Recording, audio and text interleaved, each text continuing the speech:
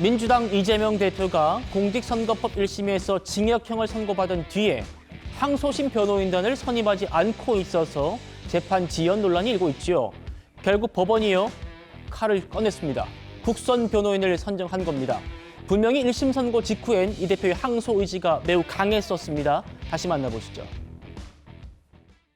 현실의 법정은 아직 2번 더 남아있고, 그리고 민심과 역사의 법정은 영원합니다. 항소하게 될 것입니다. 기본적인 사실 인정부터 도저히 수긍하기 어려운 그런 결론입니다. 항소하게 될 것이다 라더니 변호인 선임도 안 해가지고 지금 법원이 국선 변호인을 선정한 그런 상황입니다. 구 변호사님, 제1야당 대표 그리고 유력 대선 주자가 국선 변호인을 선정받았다. 어떻게 좀 보십니까?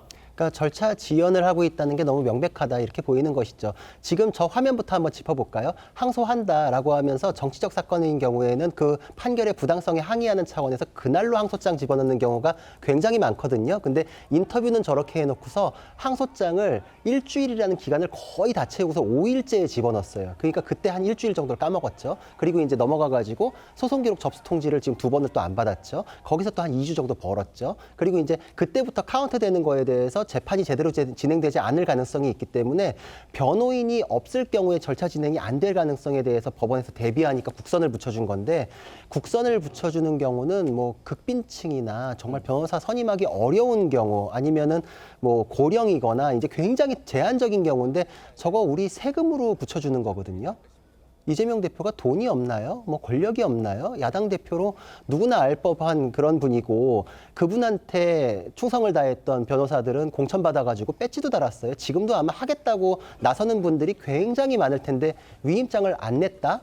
변호사가 없어서 그럴까요? 절대 그런 건 아니다. 그러니까 결국은 물밑에서 준비는 하고 있으면서 시간은 다 채우기 위해서 저런 꼼수를 발휘하고 있는 것이다. 이렇게 볼 수 있고, 이재명 대표가 이 탄핵 국면과 맞물려가지고 시간과의 싸움을 하고 있거든요. 본인이 저지른 잘못을 수습하는 것이 본인의 법정에서 변론을 통해서 진행돼야지 상대방에 대한 탄핵을 재촉하는 것으로 하는 것은 옳지 않다. 그렇기 때문에 정말 겨울 효과처럼 윤 대통령에 대해서 공격하는 건 그대로 이재명 대표에 대한 공격으로 돌아올 수밖에 없는 상황이 되었다. 이렇게 생각이 됩니다. 알겠습니다. 국민의힘도 강하게 비판하고 있습니다. 이어서 들어보시겠습니다. 국선 변호라고 하는 거는 정말 어려운 국민들, 네. 서민인 국민들이 혹시 재판을 받게 됐을 때 변호사 선임할 돈조차 없어서 국민 세금으로 운영해서 국선 변호인을 선임해 주는 것이거든요. 네. 근데 그것을 무슨 세금 빼먹기 달인도 아니고 관용차부터 해서 법인카드 해가지고 이제는 국선 변호까지 그것까지 빼먹겠다 그러면 제가 그거 진짜 못 참습니다. 그래서 강무 대변인님. 네. 그러니까 비슷한 취지입니다. 국선 변호인은 정말 어려운 서민들을 위한 제도인데 재판까지 세금을 빼먹느냐, 이런 국민의힘 비판 어떻게 반론 주시겠습니까? 저는 국민의힘이 그렇게 국민 생각하시면 뭐 이재명 대표 그렇게 세금 빼먹는다고 비판하시는 것만큼 좀 국정전 잘 돌봤으면 좋겠다. 비상계엄 없었으면은 국민들이 더 행복했을 텐데, 뭐 사실 뭐 주제하고 좀 다른 얘기해서 죄송하긴 합니다만, 그럼에도 불구하고 이재명 대표 1심 변호인단이 유죄를 받았잖아요. 사실 위증교사보다 공직선거법은 무난하게 무죄를 받을 거라고 생각을 했는데 유죄를 받았기 때문에 이 변호인단은 능력이 없다고 저는 생각합니다. 그래서 교체해야 되는 거예요. 그런데 이재명 대표와 관련된 이 서류, 검토해야 될 서류가 한 8만여 페이지 된다고 하더라고요. 근데 과거에 박근혜 전 대통령이 탄핵 심판할 때 그 탄핵 심사 서류가 지금 6만 대장동 5천... 얘기하는 게 아니고 지금 선거법 얘기하는 거 맞습니까? 예, 서류가 많다고. 그러니까 검토할 서류가 많아서 사실 이게 항소 이유서 내버리면 20일 만에 접수하면 20일 만에 또 항소 이유서 내야 되잖아요. 그래서 사실 현실적으로 조금 더 시간이 필요한 건 맞다. 그렇기 때문에 뭐 이런 사건이 좀 벌어졌는데 어쨌든 간에 빠른 재판을 위해서. 근데 이게 불법은 아니잖아요. 네? 그래서 저는 조금 죄송스러운 면이 있는데 어쨌든 남겨진 재판 절차에 따라서 성실하게 잘 진행할 것이다. 이렇게 말씀드리겠습니다. 알겠습니다. 설 변호사님. 이미 한 달 넘게 지났어요. 1심 선고 나온 지.